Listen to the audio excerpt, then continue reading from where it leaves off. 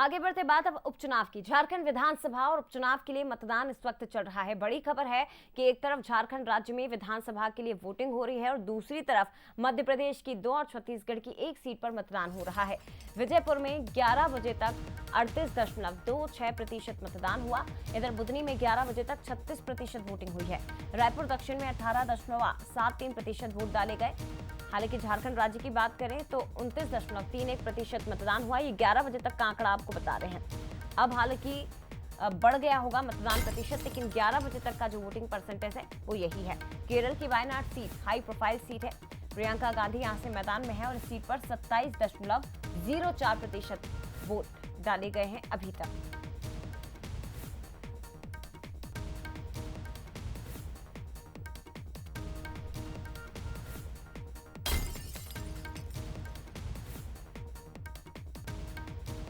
फिर से आपको बता दें, झारखंड राज्य में नई सरकार के लिए इस वक्त चुनाव हो रहे हैं, यानी कि विधानसभा के चुनाव हो रहे हैं। दूसरी तरफ बाई इलेक्शन भी हो रहे हैं।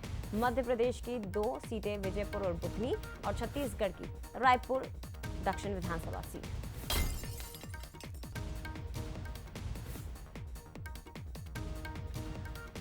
और आपको बता दें कि बुधनी सीट पर भी बाई इलेक्शन हो रहा है। रमाकांत भार्गव यहां से बीजेपी के प्रत्याशी, उनसे खास बात की एग्जीक्यूटिव एडिटर मनोज सानी जी ने।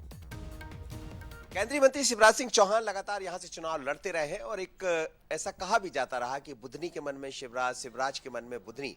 लेकिन उसी तरह सौम्य और सरल स्वभाव के व्यक्ति रमाकांत भार्गव है, जो इस बार चुनाव मैदान में है। पहले सांसद रहे और अब विधानसभा का चुनाव लड़ रहे हैं। रमाकांत जी, क्या कहेंगे, कैसा देख रहे हैं? अब करीब करीब काफी कुछ मतदान हो चुका है, तो अपने आप को कहाँ देख रहे हैं?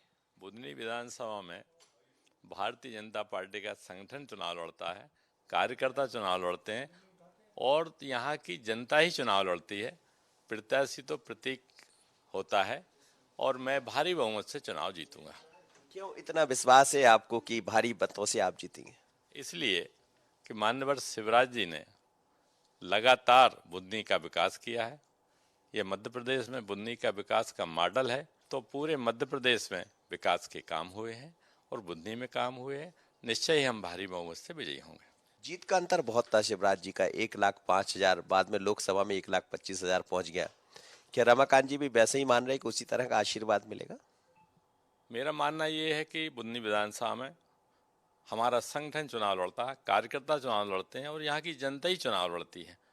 मैं रिकॉर्ड मतों से विजयी होऊंगा। एक आरोप भी आप लोग पर लगता रहता है, लगा रहे कि सत्ता का दुरुपयोग करके ये सब कर रहे हैं, बाकी तो भारतीय जनता पार्टी नहीं जीत पाएगी चुनाव। उनका आरोप गलत है। ये भ्रम फैलाने का काम कर रहे हैं और निराशा में है। आगे भी विकास की जो रफ्तार है वो इसी तरह चलती रहेगी। विकास की गंगा बहती रहेगी।